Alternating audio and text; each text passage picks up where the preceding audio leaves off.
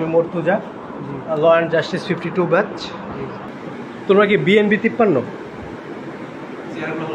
403 নম্বর room না? শেখ রাসেল হল 403 নম্বর room, BNB 53 batch. আর এরা হচ্ছে 54। তোমরা 54 না? আমি সাংবাদিক, উত্তর দাও। তোমরা তো 54। আপনারা যত বেশি ভয় পাবেন এদেরকে তত বেশি চার্জ করা হবে। বলেন। বিশ্ববিদ্যালয়ের প্রশাসন র্যাগিংয়ের বিষয়ে যথেষ্ট কঠোর। আপনারা বলেন কি হয়েছে এখানে? এই ভাই, ফোন, এদের ফোনগুলো কোথায়? এদের ফোন কই?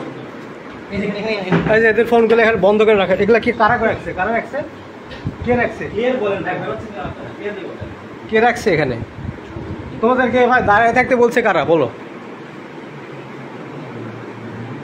তোমাদের ব্যাচের কতজন এখানে উপস্থিত? হ্যাঁ 53। জি, এভাবে দাঁড় করাই?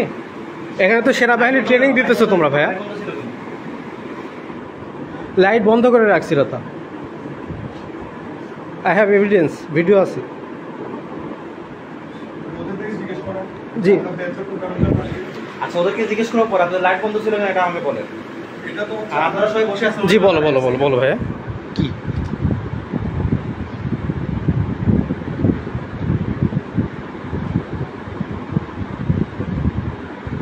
ভাইয়া বলেন, আপনি বলেন এখানে কি হচ্ছে বলেন তো। এখানে ভাই ওদের নবীনবরণ দেওয়া হবে এই জন্য ডাকা হয়েছে। আচ্ছা, তো জুনিয়র ব্যাচ আসছে, একটু ওরা দাঁড়ায় আছে, আমরা বসে আছি, এটাই এর থেকে আর বেশি কিছু না। এর বেশি কিছু না না?